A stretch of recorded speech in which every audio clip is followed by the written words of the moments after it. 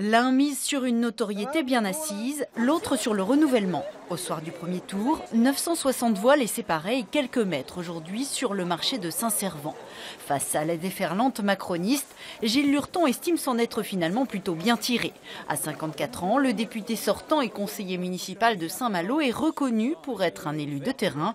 Il en fait son principal atout. Si demain, les parlementaires ne sont plus sur le terrain et ne sont qu'à l'Assemblée nationale, comment voulez-vous qu'ils fassent remonter au plus haut niveau de l'État ce que pense la population? Moi, j'ai besoin de savoir ce que pensent les gens pour parler ensuite à l'Assemblée nationale. Donc j'ai voté pour quelqu'un qui connaît le boulot. Voilà, je connais le boulot et puis il faut aussi des groupes capables de discuter. Si tout le monde est d'accord sur tout le temps, les textes ne sont pas discutés.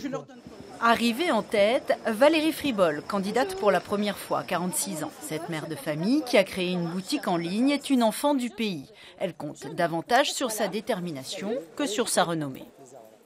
C'est madame Fribol. Ah oui, d'accord, oui. Voilà, Valérie Fribol. Vous n'avez pas vu ma tête sur les affiches? Mais vous ne parlez pas autant. Ah, bah sur les affiches, je ne parle pas. Voilà. Premier mot, c'est vraiment l'efficacité. Sur le terrain et proche des gens, je l'ai toujours été. Je crois que c'est vraiment le dialogue. Et ce n'est pas qu'à la rencontre d'élus. C'est les élus avec les citoyens, avec les usagers et mettre plus de méthode. Et la méthode, d'ici dimanche, c'est d'aller chercher les voix une par une, ici au rassemblement annuel des aînés du département. Convaincre notamment les 55% d'abstentionnistes du premier tour.